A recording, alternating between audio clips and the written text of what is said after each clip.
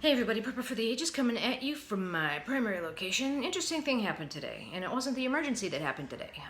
Okay, it's not that interesting. Yeah, was I surprised? I should not have been surprised. Okay, anyways, foreshadowing. Okay.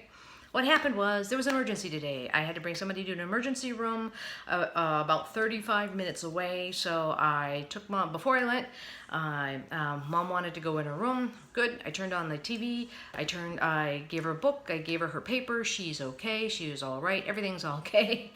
Good. She's all right. And so dealt with the emergency, and I was in the emergency room, and so I didn't know how long I was going to be. I didn't know how long it was going to things happen slowly. Everybody slammed in the emergency room. So I went and I called a family member, and I said, hey, could you go and take care of my mother, and all you have to do is make sure she's okay. She's still, she hasn't fallen. Make sure she's all right. Feed her lunch. There's stuff in the refrigerator. Feed her lunch. It's okay. And that's all you have to do. Just go over, feed her lunch. She'll be all right. I don't know how long I'm going to be, but if you do that, that'd be great. So yeah, I'll do that. I'll go over this time, and everything's going to be great. And I'm like, okay, good. And so I hung up the phone. I dealt with the emergency, and it turned out they admitted the person. So after that, there's really not much you can do. You give them your contact information. You give them your phone number. You say, okay, thanks. I hope you feel better. And then I came home, and it's past lunchtime, and where's the person? I'm like, Mom was there. Mom was there. The person was not good. So okay, so I go in, I settle everything down, I feed Mom lunch, and then I go make sure she's okay. And I call the person. I said, hey, you don't have to come over because I'm home. It didn't take as long as I thought. No, and I'm all set. I'm home. Everything's okay. And her answer is, oh yeah, I was about to leave here to go over. Really, between you and me, really. So I guess the thing is, who's your trusted and reliable backup?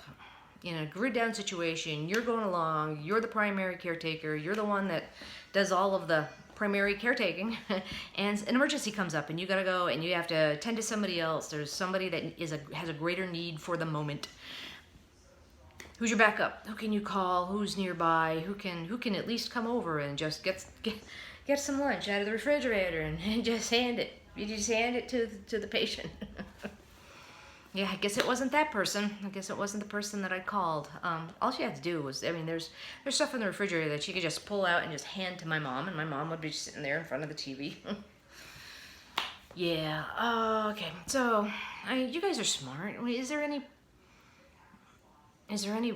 Can you think of anybody that could come over? Even like, this isn't a grid down situation. My backup person just ghosted. So my mom has an aide. The aide comes in during the week. She comes in for a couple hours a day because I think the minimum they can do is a couple hours a day. But if you call up, I need an aide right now. You got to screen people. They can't come over at the drop of a hat. The aide that comes, this is Saturday and Sunday are her days off too, so she's getting stuff done. But yeah, do you guys have any idea? I'm kind of out of ideas at this point, rather than, calling a neighbor and having them come check on my mom and make sure she's not fallen and just hand her a plate of food out of the refrigerator. Any food, doesn't matter.